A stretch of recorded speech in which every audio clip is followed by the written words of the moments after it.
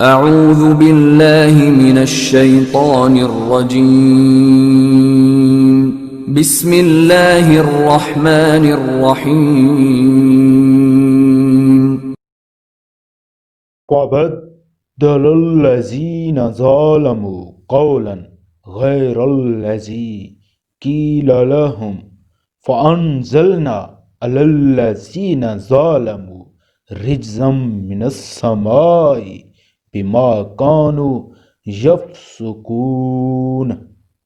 مگر ہوا یہ کہ جو بات ان سے کہی گئی تھی ظالموں نے اسے بدل کر ایک اور بات بنا لی۔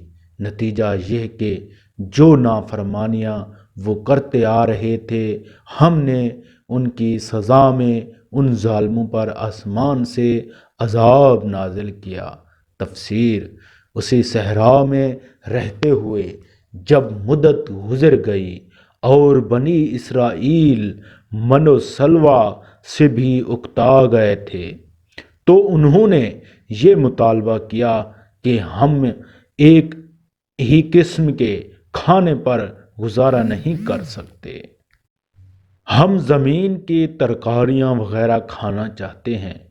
ان کا یہ مطالبہ آگے آیت میں بھی بیان کیا گیا ہے۔ اس موقع پر ان کی یہ خواہش بھی پوری کی گئی اور یہ اعلان فرمایا گیا کہ اب تمہیں صحرا کی خاک چھاننے سے نجات دی جاتی ہے۔ سامنے ایک شہر ہے، اس میں چلے جاؤ، لیکن اپنے گناہوں پر ندامت کے اظہار کے طور پر سر جھکائے ہوئے اور معافی مانگتے ہوئے شہر میں داخل ہو۔ وہاں اپنی رغبت کے مطابق جو حلال غذا چاہو کھا سکو گے۔ لیکن ان ظالموں نے پھر ضد کیا، مظاہرہ کیا۔ شہر میں داخل ہوتے ہوئے سر تو کیا جھکاتے، سینے تان تان کر داخل ہوئے اور معافی مانگنے کے لیے انہیں جو الفاظ کہے کی تلقین کی گئی تھی ان کا مذاق بنا کر ان سے ملتے جلتے ایسے نعرے لگاتے ہوئے داخل ہوئے جس کا مقصد مسخرہ پن کے سوا کچھ نہ تھا۔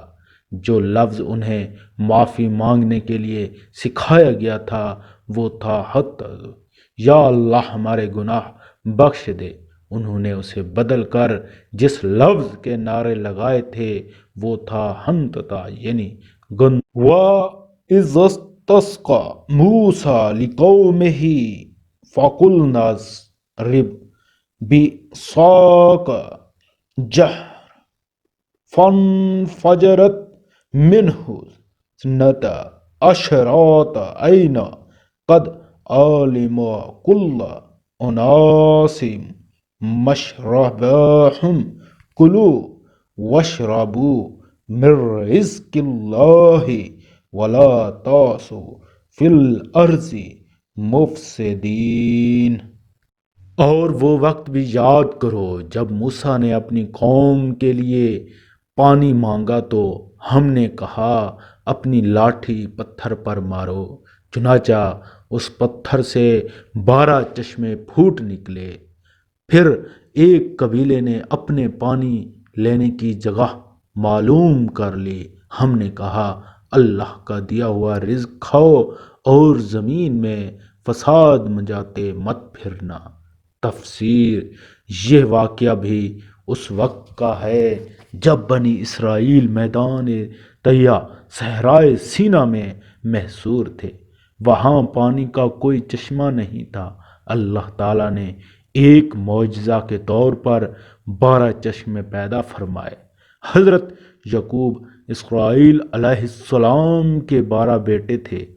ہر بیٹے کی اولاد ایک مستقل قبیلہ بن گئی اور اس طرح بنی اسرائیل 12 قبیلے میں تقسیم ہو گئے۔ اللہ تعالیٰ نے ہر قبیلے کے لیے الگ الگ چشمہ جاری فرما دیا تاکہ کوئی الجھن پیش نہ آئے۔